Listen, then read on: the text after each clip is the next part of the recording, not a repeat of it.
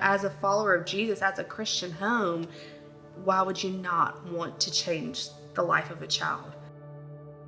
Our first experience with fostering and foster care is when my sister, back in 2017, she created a foster closet in her pool house, and I would go and I would help her organize all of the things.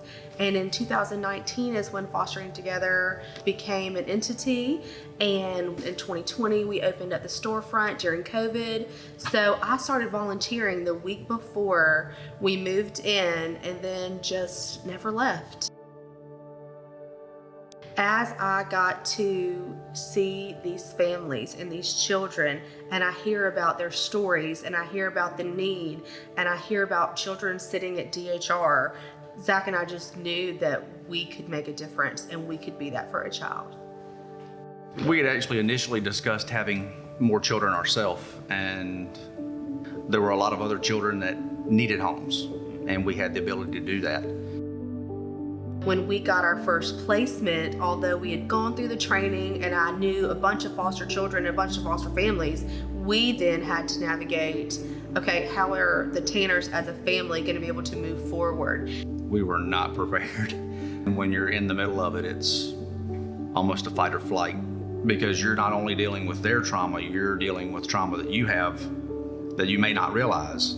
So just really leaning on the people in the community that we found at Fostering Together is what made our first year possible, because without them, we probably would have quit in the first year.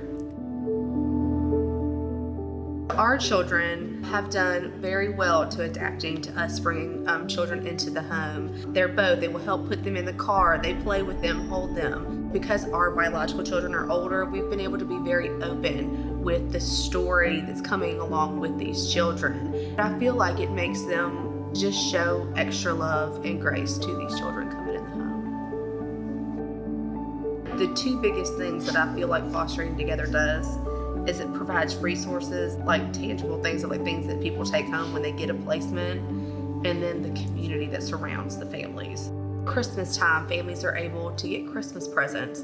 There's been different churches and organizations donate meals, Easter baskets that we gave out to over 200 children, book bags at back to school time. It's just a way that we can lessen the load of these families. But more so than just the material things is the community that comes with Fostering Together. We do a mom's night out each month. Once a quarter, we do dad's night out. And those relationships that you are building with other people that are in the trenches with you, like when you have a bad day, when your child has a bad day, those are the people you're reaching out to. It's those people that we have met through the community of Fostering Together that has made the difference in our foster journey. I think it's opened our eyes to the fact of, these children, they're in your backyard, they're in your schools. Lobo County has over 500 children right now in foster cares. And not that many homes. If not us, then who? Yes, we need to bring them in, show them the love of Jesus, because there's a whole world taken in these children who aren't doing that. Everybody's in different seasons in life, but to come along someone who is already fostering, taking them dinner, helping take the kids to appointments. There's so many different ways as a church and as a Christian that you can get involved. There's really great days, and then there's really bad days. But to me, when you're looking in the eyes of these children and they're looking up at you, it's just